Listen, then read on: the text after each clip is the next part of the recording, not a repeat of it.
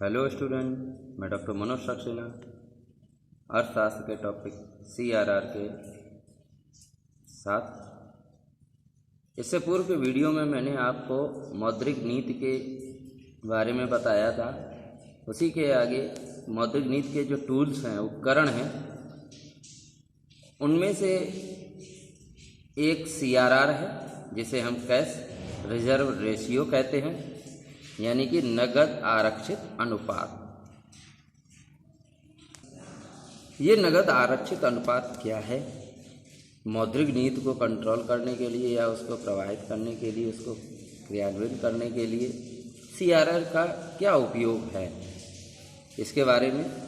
हर bank को अपनी कुल जमा, टोटल जो डिपॉजिट्स है, जैसे सेविंग अकाउंट या करंट अकाउंट है, बचत बैंक यानी कि सेविंग अकाउंट है, FDs हैं, RDs हैं, उनका एक निश्चित प्रतिशत, उनकी जो भी सेविंग्स हैं उनका एक हिस्सा यानी कि एक निश्चित प्रतिशत RBI के पास, रिजर्व बैंक ऑफ इंडिया के पास कैश के रूप में यानी कि नकद के रूप में रखना पड़ता है। प्रतिभूति के रूप में नहीं है, नकद के रूप में। होता क्या है, अर्थशास्त्र में काफ़ी कठिन शब्द आपको पढ़ने को बुक्स में मिलते हैं। मैं सरल रूप में बताने की कोशिश कर रहा हूँ।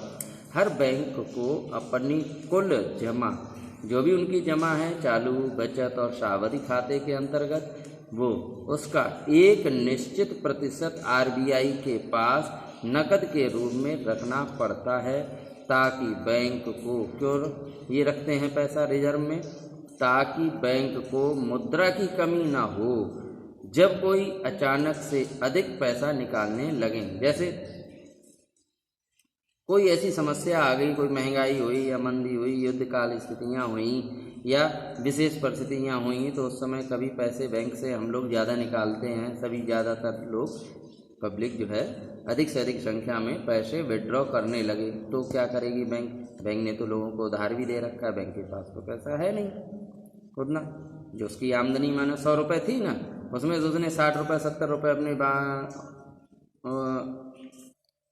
तो उन स्थितियों से बचने के लिए RBI जो है अपने के पास जो पैसा है उनको लेकर के वह उन स्थितियों से या उन विपत्ति में, उन समस्याओं से बैंक से बाहर निकल सकती हैं। इसमें एक शब्द है आरक्षित, इससे ही क्लियर हो रहा है, रिजर्व, सुरक्षित कोष है वो। ठीक है। अब CRR जो है यानी कि नगद आरक्षित अनुपात जो है, उसका तरलता पर क्या प्रभाव पड़ता है? जो CRR है, एक चीज़ और मैं आपको बता दूं, CRR जो था 3 से 15% तक हो सकता है। ठीक है। जो कुल नगद आरक्षित है वो 3 से 15% तक हो सकता है।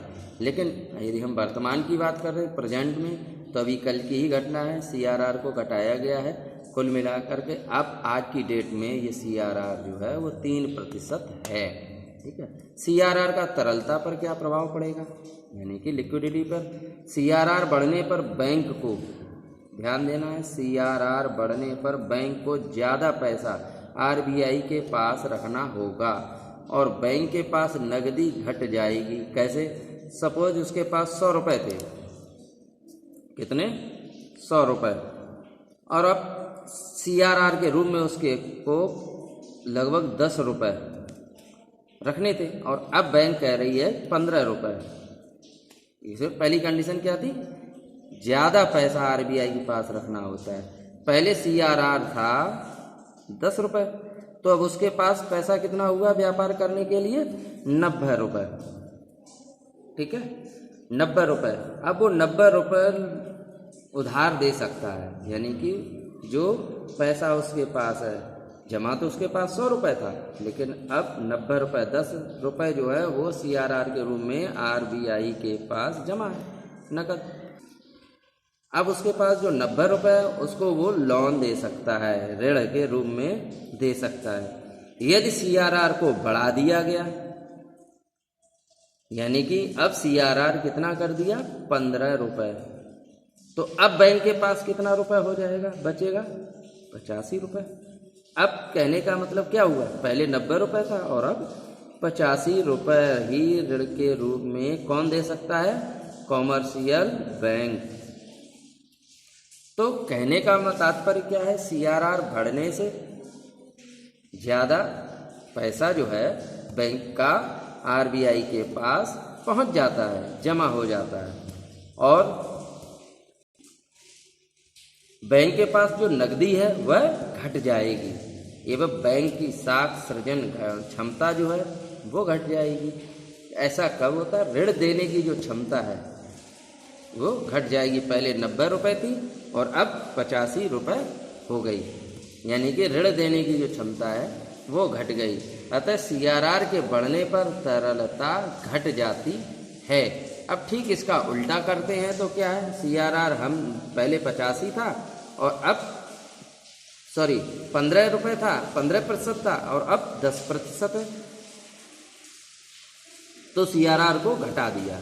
तो उससे क्या होगा, तरलता, लिक्विडिटी। अब बैंक के पास 90 रुपये हो गए हैं ऋण देने के लिए। तो ये नीतियां हैं, यानी कि जो मौद्रिक नीति है उसको बाजार की जो तरलता है उसको बनाए रखने के लिए एक टूल्स है CRR।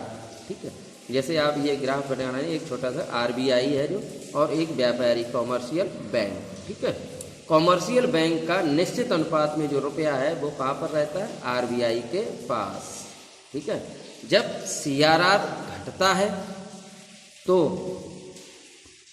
जैसे बाजार में जो स्थिति है, CRR घटा तो मंदी दूर होगी, और मंदी दूर होगी तो उत्पादन बढ़ेगा, बाजार में ज़्यादा पैसा होगा।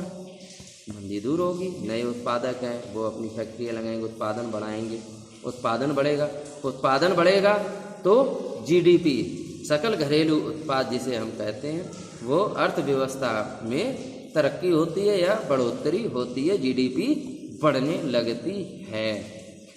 विकासशील देशों का मुख्य उद्देश्य जो है वह उत्पादन बढ़ाना होता है, इसलिए हम CRR दर कम रखते हैं। जितना CRR दर कम होगा, ठीक है, ध्यान देना, जितना CRR दर कम होगा उतनी ही लिक्विडिटी यानी कि तरलता, बाजार में पैसा अधिक होगा। बाजार में या बैंक के पास या लोगों के पास पैसा अधिक होगा, अधिक पैसा होगा तो उनको खर्च करेंगे तो उससे क्या होगा, डिमांड बनेगी तो उस डिमांड को पूरा करने के लिए उत्पादक है ना, यानी कि उत्पादन है वो बढ़ेगा। जब उत्पादन बढ़ेगा तो सीधी सी बात है, देश की जो GDP है उसमें भी बढ़ोतरी आती है।